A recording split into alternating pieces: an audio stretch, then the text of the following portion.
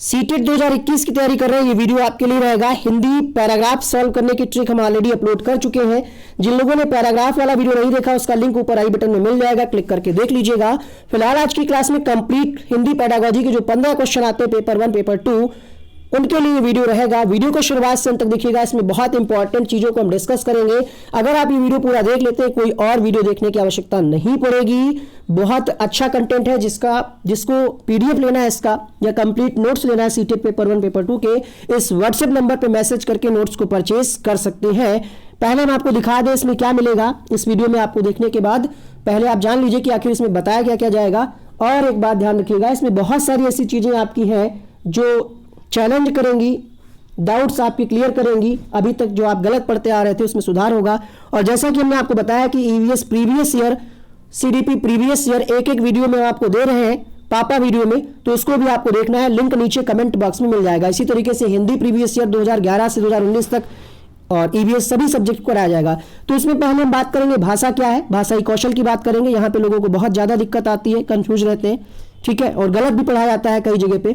इसकी हम बात करेंगे भाषा कौशल कितने हैं, लैस क्या होता है, साध्य साधन क्या होता है, ध्वनिग्राम क्या है, रूपग्राम क्या है, भाषा अर्जन क्या है, भाषा अधिगम क्या है, मुख्य अंतर किस चीज का है, भाषा सीखने के साधन क्या है, गलतियां क्या कहते हैं, बहुभाषिकता क्या है, बहुभाषिक कक्षा क्या है, मनोवैज्ञानिकों के कुछ तथ्य हैं जिससे प्रश्न आता है आपकी परीक्षा में, अधिगम संबंधी विकार है, लेखन कौशल में क्या महत्वपूर्ण है, कहानी सुनाने का उद्देश्य क्या है, पढ़ने में सबसे ज्यादा महत्वपूर्ण क्या है, पाठ्य पुस्तक निर्माण में ज्यादा महत्वपूर्ण क्या है, कम महत्वपूर्ण क्या है, भाषा सीखने सिखाने के उद्देश्य क्या है, आकलन क्यों करते हैं, होमवर्क क्यों लेते हैं, पोर्टफोलियो क्या है, ये सारी चीजें आपको मिलेंगी। साथ ही साथ कुछ शिक्षण विधियां, आगमन निगमन विधि मिलेगी इसमें, और लास्ट में परीक्षा की दृष्टि से कुछ इंपॉर्टेंट पॉइंट। उसके बाद शैक्षणिक सहायक सामग्री, जिसमें आपने अभी तक नहीं पढ़ा होगा। श्रव्य दृश्य तो आपको पता ही होगा, प्रक्षेपित और अप्रक्षेपित आपको नहीं पता होगा, वो देख लीजिएगा।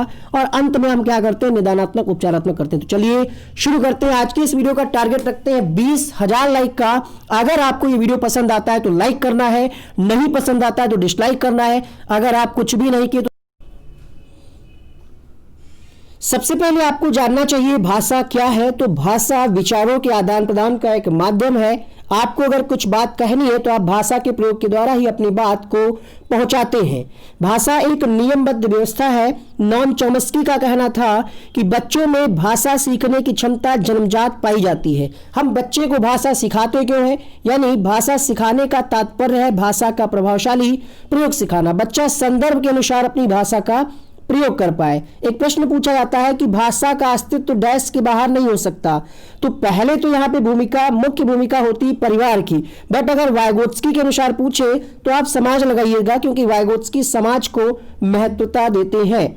भाषा पढ़ने लिखने और संप्रेषण का एक साधन है, यह भी प्रश्न पूछा गया है। भाषा क्या है, तो भाषा पढ़ने लिखने और संप्रेषण मतलब विचारों के आदान प्रदान का एक माध्यम है।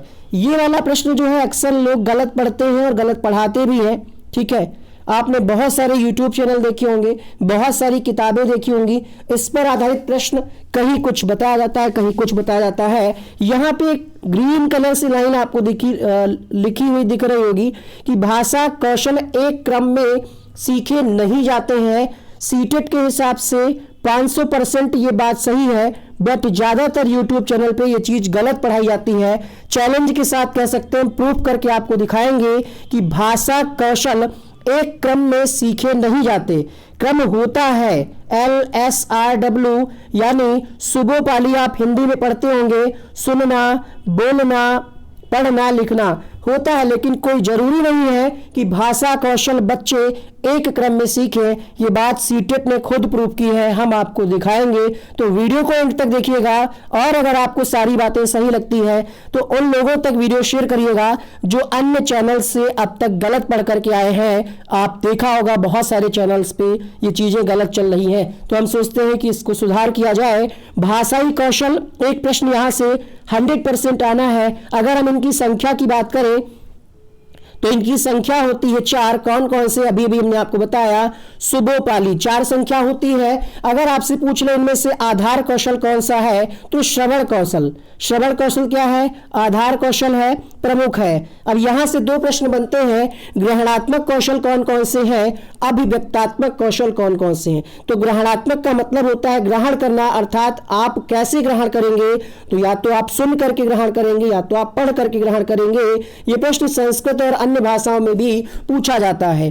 तो यहाँ पे ध्यान रखिएगा, सुनना और पढ़ना क्या है, ये ग्रहणात्मक कौशल है, और बोलना और लिखना क्या है, अभिव्यक्तात्मक कौशल है, क्योंकि इनके द्वारा अभिव्यक्त होती है। आपको अगर एक गिलास पानी चाहिए, ठीक है, कैसे आप कहेंगे? बोल करके या तो कहेंगे या तो लिख करके कहेंगे। और अगर आपको किसी के बारे में कुछ सुनना है तो आप या तो पढ़ करके, मान लिया आपको गांधी जी के बारे में सुनना है तो आप कैसे, या तो आप सुनेंगे, वीडियो देखेंगे, ऑडियो सुनेंगे, या तो आप पढ़ेंगे। तो ये क्या है? ग्रहणात्मक और अभिव्यक्तात्मक कौशल है। उम्मीद करते हैं चीजें क्लियर हो गई होंगी। प्रमुख पूछे तो श्रवण लगाइएगा, आधार कौशल पूछे तो श्रवण लगाइएगा, ग्रहणात्मक कौशल पूछे तो सुनना पढ़ना हो जाएगा, अभिव्यक्तात्मक कौशल पूछे तो बोलना और लिखना हो जाएगा। अब इस पे हम आ जाते हैं, जो मेन मुद्दा था इसको हमने इसीलिए सबसे पहले लिया है क्योंकि बहुत जगह पे ये चीजें गलत चल रही हैं, बच्चे परेशान है किसका सही माने। हम आपकी सभी समस्याओं का समाधान करने का प्रयास करते हैं जो डाउट वाली होती है, क्योंकि इसमें कोई बात नहीं करता। किताब उठाया, फोटो खींची, पढ़ा दिया, बढ़िया ऊपर थंबनेल लगा दिया कि इससे बाहर नहीं आएगा, भौकाल बना दिया, ये पढ़ लो। आधी से ज्यादा चीजें उसमें गलत रहती हैं, ठीक है। किताब आधारित अगर जो पढ़ा रहा है समझ लीजिए आप सही जगह पे नहीं पढ़ रहे हैं, लेकिन क्या है, जो जितना झूठ बोलता है, जो जितना भौकाल बनाता है, व्यूज उसी के ज्यादा आते हैं, नोट्स उसी के ज्यादा बिकते हैं, ठीक है। हम आपको सिंपल और साधारण शब्दों में बता रहे हैं कि ये एक क्रम में नहीं सीखे जाते हैं। बड़े बड़े चैनल, मिलियंस आप सब्सक्राइबर हैं, उन्होंने भी इस चीज को बताया है कि एक क्रम में सीखे जाते हैं, जबकि वो बात गलत है। आप हो सकता है इस बात को स्वीकारने में काफी समय लें, क्योंकि आपको लगेगा यार इतने ज्यादा सब्सक्राइबर हैं, इतने ज्यादा यूजर हैं, इतने ज्यादा व्यूज आते हैं, गलत कैसे वो पढ़ा सकता है। गलती हो सकती है क्योंकि किताब आधारित अगर जो पढ़ाएगा गलत हो जाएगा, ठीक है। तो यहां पे पहला पॉइंट क्या है कि भाषाई कौशल जो 4 आपने जाने हैं ये एक दूसरे पर निर्भर होते हैं, ये एक दूसरे के साथ अंतः संबंधित होते हैं। ये चारों कौशल आपस में अंतः संबंधित होते हैं, ये चारों कौशल आपस में एक दूसरे को प्रभावित करते हैं, एक साथ सीखे जाते हैं। बट कोई जरूरी नहीं है कि एक क्रम से सीखे जाए। हरी वाली लाइन को एकदम ध्यान से अपने माइंड में बैठा लीजिए कि भाषा कौशल एक क्रम में नहीं सीखे जाते, मतलब नहीं सीखे जाते। ये बात सीटेट ने एक प्रश्न पूछा फरवरी 2015 में। यहां पे क्वेश्चन आपके सामने है, भाषाई कौशलों के संदर्भ में कौन सा कथन सत्य है। सत्य कथन यहां पे हम आपको थोड़ा सा जूम करके दिखाएंगे, ये ऑफिशियली आंसर की और पेपर के साथ, और ये प्रश्न 2019 में फिर से रिपीट हुआ। क्वेश्चन आपको बिल्कुल साफ दिख रहा होगा कि भाषाई कौशलों के संदर्भ में कौन सा कथन सत्य है। पहला ऑप्शन, भाषाई कौशल एक दूसरे से स्वतंत्र होते हैं, गलत है, क्योंकि स्वतंत्र नहीं अंतः संबंधित होते हैं। भाषाई कौशल एक क्रम से सीखे जाते हैं। अगर एक क्रम से सीखे जाते होते तो इसका यही उत्तर सही हो जाता, बट ये उत्तर सही नहीं है। भाषाई कौशल एक दूसरे को प्रभावित नहीं करते। अभी भी मैं आपको बताया कि प्रभावित करते, यानी ये भी गलत हो गया। भाषाई कौशल एक साथ सीखे जाते हैं, क्रम से नहीं। एक साथ सीखे जाते हैं, क्रम से नहीं। फिर से सुनिए, एक साथ सीखे जाते हैं, क्रम से नहीं। क्रम से नहीं सीखे जाते हैं। यकीन हो गया हो तो वीडियो को लाइक जरूर करना।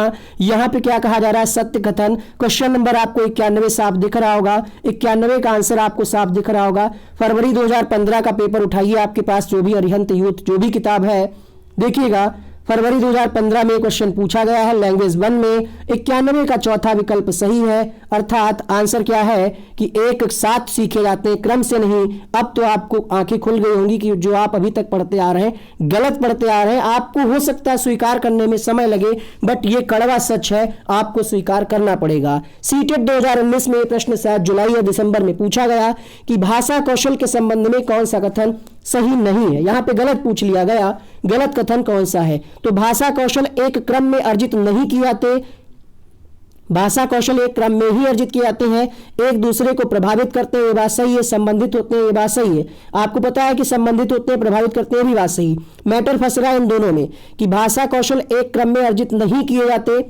भाषा कौशल एक क्रम में ही अर्जित किए जाते हैं। तो मतलब क्या हुआ, इसका आंसर क्या जाएगा कि भाषा कौशल एक क्रम में ही अर्जित किए जाएं, ये कथन क्या है, सही नहीं है। अब सही नहीं है तो इसका मतलब ये भी तो हो गया कि बाकी के 3 विकल्प क्या है, सही है। अर्थात भाषा कौशल एक क्रम में अर्जित नहीं किए जाते। 2019 की परीक्षा में ही ये क्वेश्चन फिर से प्रूव किया गया, लेकिन उनको क्या पता जो किताब उठाते हैं बस फोटो खींच करके पढ़ा देते हैं, उनको क्या पता इस चीज से, उनको क्या पता ऑफिशियल क्या होता है। ऐसी जगह अगर आप पढ़ रहे हैं तो समझ लीजिए आपको सही कंटेंट नहीं मिल रहा है। अब तो भरोसा हो गया, प्रूफ के साथ हमने आपको दिखाया। अगर अभी भी ना प्रूफ हो ctet.nic.in पे जाइएगा, 2019 का पेपर आंसर की डाउनलोड करिएगा, मैच कर लीजिएगा, फिर कमेंट करिएगा, ठीक है। यहाँ पे कुछ ऐसे शब्द हैं जो बच्चे समझ नहीं पाते हैं। साध्य क्या है, साधन क्या है, लेस क्या है। तो लेस मतलब होता है युक्त। जैसे आपने देखा होगा कहीं भी होता है, पेपर में छपा होता है कि बंदूकधारी जो है राइफल या गोलियों से लैस, ऐसे कुछ छपा होता है ना, कि लेस का मतलब होता है युक्त, ये समझिएगा। लेस नहीं है जो कमी होता है, लेस का मतलब होता है परिपूर्ण या फिर युक्त, ठीक है। वो सेंटेंस हमें याद नहीं आ रहा है जो प्रयोग किया जाता है अक्सर, बंदूकधारी वाला, वो पता नहीं दिमाग से अचानक से उतर गया, ठीक है। सशस्त्रधारी, लेस, कमेंट करके बताइएगा, भूल रहे हैं हम। साध्य क्या होता है, साधन क्या होता है। साधन वो होता है जिसके द्वारा हम कहीं जाते हैं। जैसे आपको जाना होगा सीटेट के एग्जाम पे, सेंटर पे, तो आप साधन के द्वारा जाएंगे, अर्थात या तो आप बस से जाएंगे, टैक्सी से जाएंगे, अपनी बाइक से जाएंगे, अपनी कार से जाएंगे, अपनी साइकिल से जाएंगे, ठीक है। तो ये क्या है, साधन, अर्थात जिसके माध्यम से हम जाएं वो साधन। साध्य क्या है, जहां हमें जाना है, सीटेट का एग्जाम देने सेंटर पे जाना साधन है। साध्य साधन में अंतर समझ में आ गया। अर्थात पाठ्यपुस्तक क्या है, साधन है। जो हमें प्राप्त करना है, पढ़ना सीखना है, लिखना सीखना है, वो साध्य है। अंतर समझ में आया, लेस समझ में आया, ठीक है। ये वाला प्रश्न भी आपकी किताबों में गलत मिलता है। ध्वनिग्राम क्या है, ध्वनिग्राम क्या होता है, इसको हम स्वनिम भी कहते हैं। स्वनिम का कोई अपना अर्थ नहीं होता। जैसे ये ता लिखा है, था लिखा है, इसका अपना कोई अर्थ नहीं होता। स्वनिम है क्या, तो किसी भाषा की ध्वनि अवस्था में पाई जाने वाली लघुत्तम इकाई है, सबसे छोटी इकाई है, जिसको हम स्वनिम कहते हैं। इसका अपोजिट मिलता है आपकी किताबों में, मैच कर लीजिएगा। रूपग्राम क्या है, इसको रूपिम भी कहते हैं। भाषा में अर्थ की दृष्टि से सबसे छोटी इकाई रूपिम है। रूपिम की एक मुख्य विशेषता और है कि इसको हम सार्थक खंडों में तोड़ नहीं सकते। जैसे ये कल लिखा है, ये रूपिम है। क्या है, ये रूपिम है क्योंकि भाषा में अर्थ की दृष्टि से सबसे छोटी इकाई रूपिम है। अगर आप इसको तोड़िए तो का ला हो जाएगा, न का कोई मतलब है, न ला का मतलब है। अर्थात इसको हम सार्थक खंडों में तोड़ नहीं सकते। तोड़ तो लेंगे लेकिन उसका कोई अर्थ नहीं निकलेगा। इसको भी सही कर लीजिएगा, वरना आप गलत ही देकर के आएंगे अगर प्रश्न रिपीट हुआ। ये प्रश्न बाल विकास में भी पूछा गया है, हिंदी में भी पूछा गया है, किताबों में इसका अपोजिट मिलता है। चलिए आगे बढ़ते हैं। भाषा अर्जन और अधिगम में अंतर को समझते हैं। अगर हम इसका सारांश पहले ही आपको बताएं तो मुख्य जो अंतर होता है वो परिवेश का होता है या फिर सीखने सिखाने की पद्धति का होता है। भाषा अर्जन और भाषा अधिगम में मुख्य अंतर किसका होता है, तो परिवेश या सीखने की पद्धति क्या होता है। भाषा अर्जन है क्या, तो भाषा अर्जन में बच्चा अनुकरण के द्वारा सीखता है। यहाँ पे टाइपिंग तो सही हुई थी बट पीडीएफ को कन्वर्ट करने में कुछ शब्द ऊपर नीचे हो गए हैं। आप हमारे शब्दों को ध्यान से सुनिएगा, ठीक है। भाषा अर्जन में बच्चा कैसे सीखता है, तो अनुकरण के द्वारा, देख करके सीखता है। जैसे बच्चा परिवार में जन्म हुआ तो देखता है ना कि कैसे बच्चे, आप जो है क्या है, बच्चे से बात करने का प्रयास करते हैं, अरे मेरा बउआ कैसे हो, क्या कर रहे हो, लल्ला है, भैया है, ऐसे आप बात करते हैं ना, वो भी देखता है, मुस्कुराता है। अर्थात भाषा अर्जन बच्चा अनुकरण के द्वारा सीखता है। कहाँ से सीखता है, सबसे पहले बच्चा परिवार के सदस्यों से सीखता है, उसके बाद वो समाज से सीखता है। अर्थात हम ये कह सकते हैं कि भाषा अर्जन क्या है, सहज और स्वाभाविक है। भाषा क्या है, भाषा नियमबद्ध व्यवस्था है। भाषा अर्जन क्या है, सहज और स्वाभाविक है। बच्चे में क्षमता जो है जन्मजात होती है। भाषा अर्जन की क्षमता बच्चे में जन्मजात होती है और भाषा अर्जन में कोई व्याकरण की आवश्यकता नहीं होती। बच्चे को अगर पानी चाहिए तो एक गिलास मांग लेगा, मम्मा एक गिलास पानी दे दो। उसको नहीं पता संज्ञा क्या है, सर्वनाम क्या है, पानी क्या है, स्त्रीलिंग है, पुल्लिंग है, कुछ नहीं पता। अर्थात व्याकरण की आवश्यकता नहीं होती। हम ये कह सकते हैं कि समाज सांस्कृतिक परिवेश के अनुसार अर्थ ग्रहण की प्रक्रिया स्वाभाविक होती है। बात करते हैं भाषा अधिगम की, तो भाषा को व्यवस्थित ढंग से औपचारिक शिक्षा द्वारा अधिगम किया जाता है। शुरुआत कहाँ से होगी, तो शुरुआत होगी विद्यालय से। औपचारिक मतलब जहां पे फिक्स सिलेबस हो, टाइमिंग हो, कुछ आकलन भी किया जाए, मूल्यांकन भी किया जाए, ये होता है औपचारिक। आप निश्चित टाइम में जाते हैं, विद्यालय आते हैं, टाइम टेबल आपका बना होता है। इसकी शुरुआत कहाँ से होती है? विद्यालय से होती है। भाषा अधिगम क्या है? ये प्रयासपूर्ण होता है।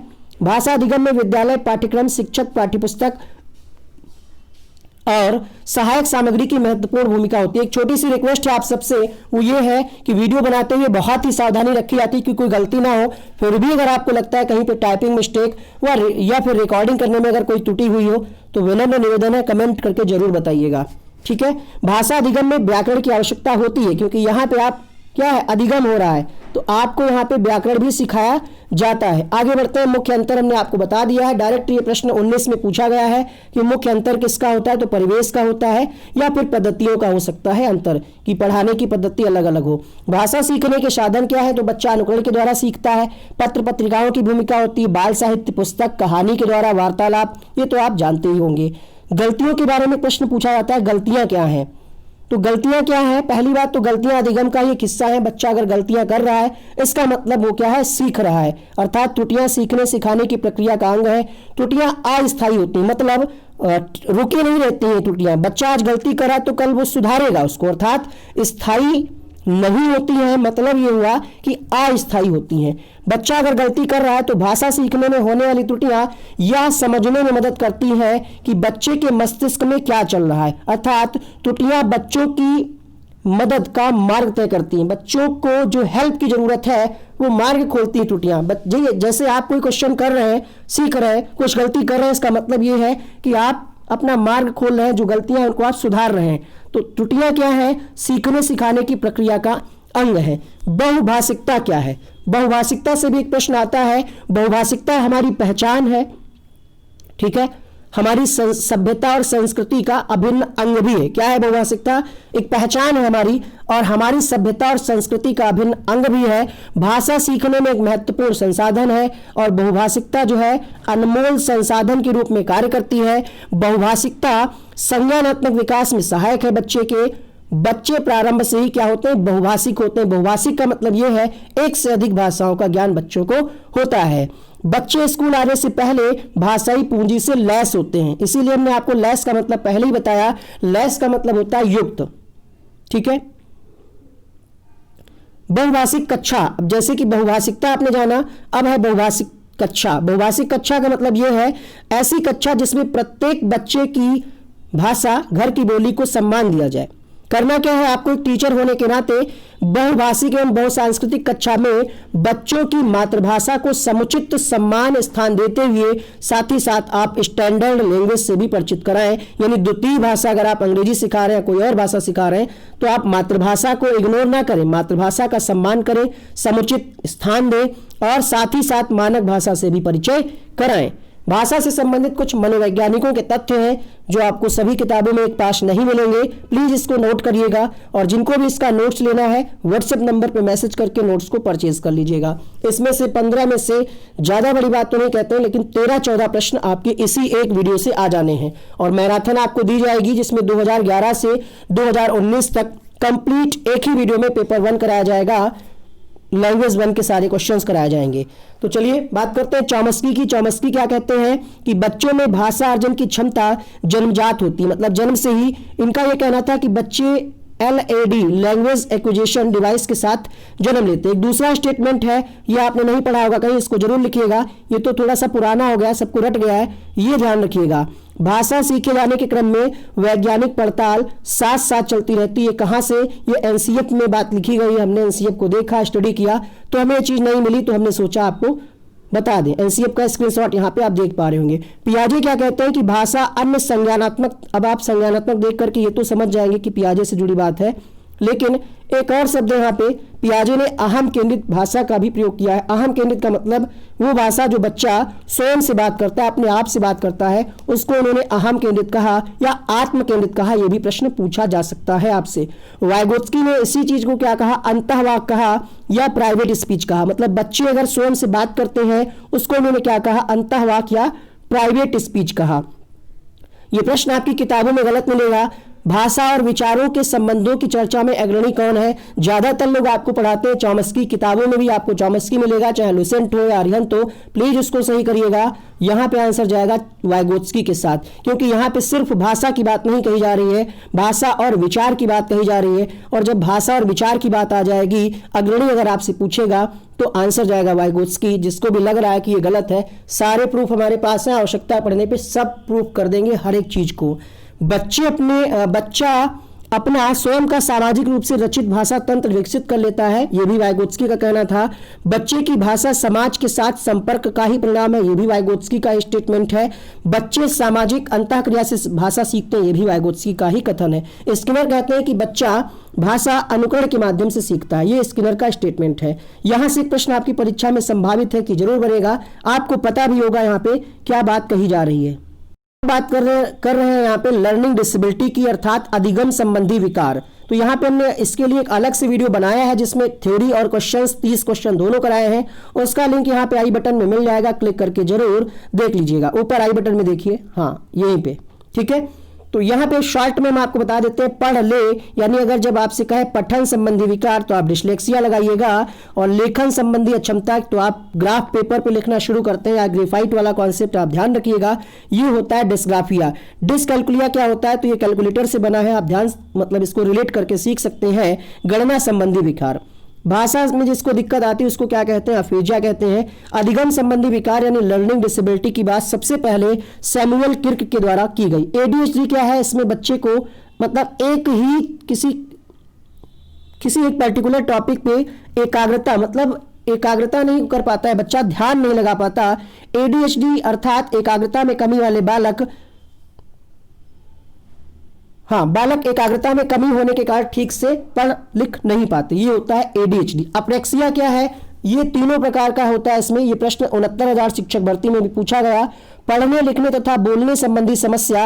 अप्रेक्सिया एक ऐसा विकार है, इसके कारण व्यक्ति मांसपेशियों के संचालन, जैसे आप फुटबॉल खेल रहे हैं, पैर आप उसमें मारते हैं, आप चाहते हैं कि उसको आप मतलब मेंटली प्रिपेयर है, लेकिन आप उस पर पैर मारते हैं तो वो उस पर लग नहीं रहा अच्छे से। मतलब ये एक तरीके का क्या होता है? पढ़ने लिखने बोलने, ये होता है फाइन मोटर। यहाँ पे वैसे फुटबॉल वाला एग्जाम्पल ठीक नहीं बैठ रहा है, हम जो आपको बताना चाह रहे थे वो इससे संबंधित था, सूक्ष्म गतिक कौशल, ठीक है। तो इसको आप ध्यान रखिएगा। अप्रेक्सिया में क्या हो जाएगा? पढ़ने लिखने तथा बोलने संबंधी समस्या। तीनों जब दे दे और ऑप्शन में अगर डिस्प्रेक्सिया या अप्रेक्सिया दिया हो तो यही लगाइएगा। और ये तंत्रिका तंत्र से संबंधित विकार है, ये मांसपेशियों से संबंधित विकार है, ध्यान रखिएगा। इसमें संतुलन नहीं बन पाता, वही हम आपको बताना चाह रहे थे कि माइंड का आपका संतुलन नहीं बन पा रहा। पैर तो मार रहे हैं फुटबॉल पे लेकिन प्रॉपरली वो नहीं हो पा रहा है, तो ये होता है अप्रेक्सिया। अब यहाँ पे कौशलों की बात कर लेते हैं। प्रश्न आपसे पूछा जाए कि लेखन कौशल में सबसे ज्यादा महत्वपूर्ण क्या है, तो जब आप कुछ लिख रहे हो उसमें सबसे ज्यादा जरूरी है कि आप अपने शब्दों को लिखें, अपने अनुभवों की अभिव्यक्ति करें, या फिर अगर आप आंखों देखी घटना का वर्णन कर रहे हैं तो वो ज्यादा प्रभावशाली होगा, या फिर अगर आप विचारों की अभिव्यक्ति कर रहे हैं वो ज्यादा प्रभावशाली होगा, या फिर रचनात्मक विचार हो या फिर मौलिक विचार हो या अपने अनुभव का वर्णन। इसी में से कोई ना कोई शब्द आपको मिल जाएगा और आपसे पूछ लेगा कि लेखन कौशल में महत्वपूर्ण क्या है, ऑप्शन देख करके लगा दीजिएगा। ध्यान रखिएगा क्वेश्चन पॉजिटिव है नेगेटिव है, इस बात का जरूर ध्यान रखिएगा, क्योंकि कई बार पूछ लेता है लेखन कौशल में सबसे महत्वपूर्ण नहीं है या कम महत्वपूर्ण है या सर्वाधिक महत्वपूर्ण है। तो क्वेश्चन की प्रकृति को समझ करके आंसर करिएगा। बच्चों को हम कहानी को सिखाते हैं तो कहानी जहां भी मिल जाए, चाहे बाल विकास में मिल जाए, हिंदी में मिल जाए, ईवीएस में मिल जाए, कहानी हम इसलिए बच्चों को सिखाते हैं ताकि कल्पना शक्ति का विकास हो, बच्चे में तर्क शक्ति का विकास हो। दूसरा पॉइंट है भाषा शिक्षण में कविता कहानियों का प्रयोग करना चाहिए ताकि बच्चों का क्या रहे, इंटरेस्ट बना रहे, बच्चे भाषा सीखने में रुचि लें। पढ़ने की प्रक्रिया में सबसे ज्यादा महत्वपूर्ण क्या है? जहां भी पढ़ने की बात आ जाए वहां पे आपको देखना है अर्थ ग्रहण की बात। अब चाहे वो पाठ्य वस्तु अनुसार का है, संदर्भ के अनुसार का है, या फिर सीधे लिखा हो अर्थ ग्रहण करना, मेन आपको जोर देना है अर्थ ग्रहण करने पे। भाषा की पाठ्यपुस्तक में सबसे ज्यादा महत्वपूर्ण क्या है? तो अक्सर क्वेश्चंस में विविधता, वैविध्यपूर्ण या विभिन्न प्रकार की या विभिन्न छटाएं लिखा हुआ आपको मिल सकता है। कम महत्वपूर्ण क्या है? कम महत्वपूर्ण यह है कि पाठों की संख्या मैटर नहीं करता, 10 है, 20 है, 100 है, 50 है। मैटर ये करता है कि इसमें विविधता है कि नहीं है, सारी चीजों का समावेशन किया गया कि नहीं किया गया। महंगी सामग्री हो, पेज अच्छे हो, कमजोर हो चलेगा, बट विभिन्न छटाएं हो उसमें, किताबों के पेज, पाठों की संख्या, महंगी सामग्री, ये कम महत्वपूर्ण होगा। भाषा सीखने सिखाने का उद्देश्य क्या है, तो यहाँ पे भी आप ध्यान रखिएगा, प्रयोग पे बल देना है आपको। अगर पूछा जाए भाषा सीखने सिखाने का उद्देश्य क्या है, तो हम बच्चों को भाषा इसलिए सिखाते हैं ताकि वो संदर्भ के अनुसार, स्थिति के अनुसार भाषा का प्रयोग कर पाए। भाषा सीखने सिखाने में सबसे ज्यादा महत्वपूर्ण क्या है, तो प्रिंट समृद्ध परिवेश। प्रिंट समृद्ध परिवेश क्या होता है, आपने देखा होगा सरकारी स्कूल हो या जो थोड़ा सा अच्छे स्कूल है, इंटरनेशनल स्कूल, उसमें आपने देखा होगा दीवारों पे क्या है, प्रिंट करा दिया जाता है बहुत सारी चीजें, है ना, छोटा बड़ा, ए फॉर एप्पल, प्रिंट करा दिया जाता है, तो बच्चे इंटरेस्ट के साथ सीखते हैं। तो ये सबसे ज्यादा महत्वपूर्ण है। सामाजिक अंतःक्रिया, बच्चे परस्पर वार्तालाप के द्वारा, अंतःक्रिया के द्वारा सीखते हैं। और बाल साहित्य की भी भूमिका होती है। डिपेंड करेगा कि ऑप्शन में क्या दिया हो, अगर तीनों दिए हैं तो चौथा ऑप्शन देगा उपरोक्त सभी। अगर पूछ रहा है सर्वाधिक महत्वपूर्ण, पहले नंबर पे ये दिया तो यही जाएगा, ये नहीं दिया है तब ये जाएगा, ये दोनों नहीं दिए तब बाल साहित्य जाएगा, तीनों अगर एक साथ देंगे तो उपरोक्त सभी हो जाएगा। बाकी आयोग की मर्जी, अगर प्रश्न फंसाना चाहेगा तो हो सकता है इन दोनों में से दो देकर के आपसे पूछ ले। सर्वाधिक महत्वपूर्ण क्या है, तब भी आप प्रिंट समृद्ध पहले नंबर पर लगाइएगा, और अगर वाइगोत्स्की का नाम आ जाता है तो सामाजिक अंतःक्रिया लगाइएगा। हम बच्चे का आकलन क्यों करते हैं, आकलन इसलिए करते हैं ताकि हम ये पता कर पाए कि जो भी बस बच्चे को भाषा का ज्ञान है वो इसका प्रयोग कर पा रहा कि नहीं कर पा रहा। अर्थात आकलन वाला अगर प्रश्न आ जाता है तो आपको देखना है कहीं लिखा होगा प्रयोग की क्षमता का आकलन या संदर्भानुसार प्रयोग की क्षमता का आकलन। हम बच्चे को होमवर्क क्यों देते हैं, ये भी प्रश्न पूछा जाता है। होमवर्क क्यों देते हैं, खेल खेल के द्वारा क्यों सिखाते हैं बच्चे को, ताकि सीखने को विस्तार मिल सके। थोड़ा सा हमने बताया ना, ये पीडीएफ कन्वर्ट करने में एरर हो गया है, बट जो चीजें हम आपको बता रहे हैं वो आप समझ पा रहे होंगे। गृह कार्य क्यों दिया जाता है, ताकि सीखने को विस्तार मिल सके। खेल खेल के द्वारा बच्चे को हम भाषा क्यों सिखाते हैं, ताकि बच्चा आनंद के साथ, इंटरेस्ट के साथ सीखे। प्रश्न अगर आपसे पूछ ले कि कविता हम क्यों सिखाते हैं बच्चे को, कविता के द्वारा, तो कविता में आप ध्यान रखिएगा आनंद की अनुभूति हो इसलिए। पोर्टफोलियो क्या है, इस पे भी डिटेल वीडियो बना है, आप यहाँ पे क्लिक करके देख सकते हैं। पोर्टफोलियो क्या है, विद्यालयों के भाषा संबंधी क्रमिक विकास का आकलन करने के लिए सबसे महत्वपूर्ण है। मतलब ये हुआ, पोर्टफोलियो एक ऐसा डेटा होता है जिसमें बच्चे की भाषा से संबंधित क्रमिक लेखा जोखा होता है एक सीक्वेंस में, कि बच्चे ने क्या क्या किया, क्या एक्टिविटी करी, क्या उसका परफॉर्मेंस रहा। यहाँ पे हम आपको शॉर्ट में बताया दे रहे हैं निगमन और आगमन विधि, क्योंकि इससे भी प्रश्न पूछा जा सकता है। ठीक है, आगमन और निगमन विधि दोनों ही व्याकरण शिक्षण के लिए महत्वपूर्ण मानी जाती हैं। दोनों ही विधियां अरस्तु के द्वारा दी गई। नी से नियम, नी से निगमन, नी से नियम। ध्यान रखिएगा कि निगमन में हम क्या करते हैं, पहले बच्चों को नियम सिखाते हैं। जैसे हमें संज्ञा पढ़ाना है तो पहले हम बताएंगे किसी व्यक्ति वस्तु स्थान के नाम को संज्ञा कहते हैं, फिर उदाहरण देंगे, तो ये हो गई निगमन। सूक्ष्म से स्थूल की ओर इसमें चलते हैं और सामान्य से विशिष्ट की ओर इसमें चलते हैं। जस्ट इसका अपोजिट हो जाता है आगमन विधि में। आगमन विधि में आ से आगमन है, आ ये जो क्या है, ये स्वर शब्द है, और ऊ से जो स्टार्ट हो रहा है ये भी स्वर शब्द है। ध्यान रखिएगा, इसमें हम चलते हैं उदाहरण से नियम की ओर। अब उदाहरण से नियम की ओर कैसे, जैसे हमने बच्चे को बता दिया ताजमहल, राम, श्याम, आगरा, फिर हमने बताया कि किसी व्यक्ति वस्तु स्थान के नाम को संज्ञा कहते हैं। तो पहले हमने क्या किया, उदाहरण बता दिया, फिर नियम बताया, ये होता है। इसमें क्या होता है, इसमें हम चलते हैं विशिष्ट से सामान्य की ओर और स्थूल से सूक्ष्म की ओर। यहां से प्रश्न बन सकता है पेपर 1 पेपर 2 में, जरूर इसको नोट कर लीजिएगा। अब कुछ महत्वपूर्ण बिंदु है, और अभी थोड़ा सा वीडियो लंबा हो रहा है, बट इसके अलावा आपको कोई दूसरा वीडियो नहीं देखना पड़ेगा। आगे बढ़ते हैं महत्वपूर्ण बिंदु की तरफ। तो यहाँ पे हम बात करें लिपि। प्रत्येक भाषा की अपनी एक लिपि होती है, बट लिपि के अभाव में हम पढ़ नहीं सकते। जैसे आप हिंदी लिखते हैं तो बाएं से दाएं या दाएं से बाएं कैसे पढ़ते हैं, कमेंट करके बताइएगा। जैसे हिंदी लिखिए तो हम इधर से पढ़ना शुरू करते हैं कि लिखना एक तरह की बातचीत है। इधर से तो नहीं करते हैं ना शुरू कि है बातचीत की तरह एक लिखना। उर्दू में आपने क्या देखा होगा, इधर से हम लोग पढ़ना शुरू करते हैं। जिनका भी उर्दू सब्जेक्ट होगा उनको पता होगा। तो ये होती है लिपि। लिपि के अभाव में हम पढ़ नहीं पाएंगे भाषा को। भाषा का प्राथमिक रूप क्या है, सांकेतिक भाषा। लिखना क्या है, एक तरह की बातचीत है, क्योंकि जब हम लिखते हैं, ये लिख रहे हैं और आप पढ़ रहे हैं, तो ये क्या है, बातचीत हो रही है आपस में। कोई भाषा किसी भी लिपि में लिखी जा सकती है। हर भाषा की अपनी लिपि होती है, जैसे हिंदी और संस्कृत देवनागरी लिपि में। ठीक है, कविता, तो कविता का एक निश्चित अर्थ होता है जिसे सभी विद्यार्थियों को पढ़ना चाहिए। प्रश्न पूछ सकता है कि कविता का एक निश्चित अर्थ होता है, इस बारे में आपके क्या विचार हैं। पूर्णतः सत्य है, आंशिक सत्य, इस तरीके से प्रश्न बन सकता है, ध्यान रखिएगा। वाणी की अगर हम बात करें, वाणी अस्थायी होती है, लिखित भाषा की तुलना में तेजी से बदलती रहती है। बच्चों का भाषाई विकास सर्वाधिक रूप से भाषा परिवेश पर निर्भर करता है, तो यहाँ पे परिवेश पे बल दिया गया है, ध्यान रखिएगा इस चीज को। अगर पूछा जाए आपसे कि भाषा में बच्चे को कुशलता लानी है तो आप कैसे करेंगे, ज्यादा से ज्यादा बच्चों को अवसर देंगे। इसके लिए अलावा एक हिंदी का ट्रिकी वीडियो और अपलोड हुआ था जिसको 50,000 से ज्यादा लोग देख चुके हैं, उसको भी आप देखिएगा। इसमें हमने नेगेटिव पॉजिटिव कीवर्ड भी बताए हैं। ठीक है, जैसे अवसर देना क्या है, अवसर देना अभिव्यक्ति है सकारात्मक है, कठोर दंड देना, डांटना, बच्चे को अनदेखा करना, ये क्या नेगेटिव। इसका अलग से वीडियो बना है, देख लीजिएगा। बाकी सीटेट की सभी पापा वीडियो आ रही, ईवीएस की पापा वीडियो अपलोड हो चुकी है। बाल विकास 2011 से 2019 ऐसे ही ईवीएस संस्कृत हर सब्जेक्ट को कराया जाएगा। ठीक है, तो हम क्या करें, यहाँ पे बच्चे को विविध भाषा प्रयोग के मौके दें। भाषा सिखाने के लिए ऐसी गतिविधियां करानी चाहिए जिससे बच्चे को भाषा प्रयोग एवं अभिव्यक्ति के ज्यादा से ज्यादा अवसर मिल सके। भाषा सीखने का व्यवहारवादी दृष्टिकोण किस पर बल देता है, तो ये अनुकरण पर बल देता है कि बच्चा देख करके फॉलो करके सीखे। भाषा शिक्षण में सबसे अधिक महत्वपूर्ण क्या है कि बच्चे को हम मौका दें, ज्यादा से ज्यादा अवसर दें, भाषा प्रयोग के अवसर दें। इतने पॉइंट आपको समझ में आए होंगे। शैक्षणिक सहायक सामग्री का प्रयोग हम क्यों करते हैं, यानी श्रव्य दृश्य सामग्री का प्रयोग हम क्यों करते हैं, इसलिए करते हैं ताकि बच्चे इंद्रियों द्वारा सीख सकें, सीखने की प्रक्रिया इंटरेस्टिंग हो। सभी प्रकार के बच्चों की आवश्यकता हो, क्योंकि समावेशी शिक्षा में तरह तरह के बालक होते हैं, है ना, सभी की आवश्यकताओं की पूर्ति करनी है। आपको हो सकता है ब्रेल लिपि का प्रयोग करना पड़े, हो सकता है प्रोजेक्टर का प्रयोग करना पड़े, रेडियो का प्रयोग करना पड़े, इसलिए हम प्रयोग करते हैं। और आधुनिक टेक्नोलॉजी को हम कक्षा में लाना। 2-3 चीजों को आप और ध्यान में रखिएगा। जैसे हिंदी में आपको एक चीज और ध्यान रखनी है, हम कुछ आपको बताने वाले थे, देखिए वीडियो बोलते बोलते भूल गए। हाँ, बाल केंद्रित शिक्षा और समावेशी शिक्षा को भी ध्यान में रखिएगा। बाल केंद्रित शिक्षा का मतलब होता है बालक की आवश्यकता रुचि के अनुसार शिक्षण की व्यवस्था करना, और समावेशी शिक्षा बिना किसी भेदभाव के। लैंगिक पूर्वाग्रह को भी ध्यान में रखिएगा, हिंदी में भी प्रश्न आ सकता है। ये तो आप सबको पता होगा कि श्रव्य क्या होता है, जैसे ब्लैक बोर्ड हो गया जिसको आप देख सकें, और दृश्य क्या हो गया, जैसे आप टेलीविजन हो गया। श्रव्य दृश्य में क्या आ जाता है, जिसको आप देख भी सकें और सुन भी सकें, ये तो पता है। बट इसकी बात कोई नहीं करता है, ये कम ही लोगों को पता है। यहाँ पे हम बात करते हैं प्रस्तुतिकरण के आधार पे हम शैक्षणिक सहायक सामग्री को 2 भागों में और बांट रहे हैं, प्रक्षेपित और अप्रक्षेपित। प्रक्षेपित सामग्री ये आपके क्वेश्चंस के ऑप्शन में प्रयोग हो जाता है और आपको पता नहीं चलता है कि आखिर प्रक्षेपित क्या होता है।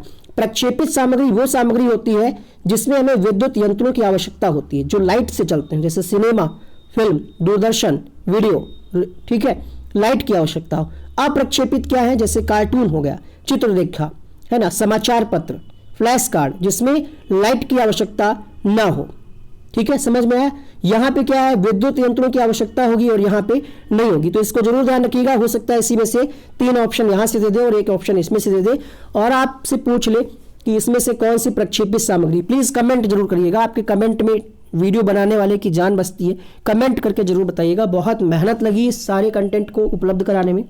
अब निदानात्मक और परीक्षण ये सब लास्ट में हम कर लेते हैं, और अगर कोई टॉपिक रह गया है, अभी भी कोई डाउट है, तो इस वीडियो के नीचे कमेंट करके बताइएगा कि सर आपने हिंदी में एक टॉपिक अभी छोड़ दिया है, उस पर हम अलग से वीडियो बना देंगे। निदानात्मक क्या होता है, निदान में हम बच्चों की कमजोरियों को पता लगाते हैं, पता करते हैं कि क्या क्या प्रॉब्लम है बच्चे को। और ये भी ध्यान रखिएगा कि निदानात्मक परीक्षण की आवश्यकता सिर्फ मंद बुद्धि को नहीं, सभी प्रकार के बालकों को, सामान्य बच्चे, विशिष्ट बच्चे, प्रॉब्लम तो सबके साथ आ सकती है ना, कोई कितना भी प्रतिभाशाली बालक हो। तो ये ध्यान रखिएगा कि निदानात्मक परीक्षण की आवश्यकता सभी प्रकार के बालकों को होती है। उपचारात्मक शिक्षण क्या है, तो जब हम निदानात्मक टेस्ट के द्वारा कमियों को पता कर लेते हैं, फिर उसको जो सुधार करते हैं, वो होता है उपचारात्मक शिक्षण। मतलब जब हम पता कर ले, जैसे आप डॉक्टर के पास जाते हैं, आप बताते हैं कि बुखार है, तो पहले टेस्ट करता है ना, कौन सा बुखार है, डेंगू वाला है, कोरोना वाला है, कौन सा बुखार है, उसके बाद वो दवाई देता है या टेस्ट लिखता है। तो पहले क्या है, हम निदान करते हैं, पता लगाते हैं, फिर उसका उपचार करते हैं। पोर्टफोलियो के बारे में हम आपको बता ही चुके हैं, ये पॉइंट रह गए थे तो ये भी देख लीजिए। मानक भाषा, द्वितीय भाषा सीखने में मातृभाषा का व्याघात हो जाए, जैसे आप हिंदी सीख रहे हो और फिर आपको अंग्रेजी सीखी जाए द्वितीय भाषा, तो यहाँ पे मातृभाषा का रोल रहेगा। मातृभाषा अर्थात भाषा जन्य किसी अन्य भाषा का व्याघात या रोल नहीं होता। ठीक है,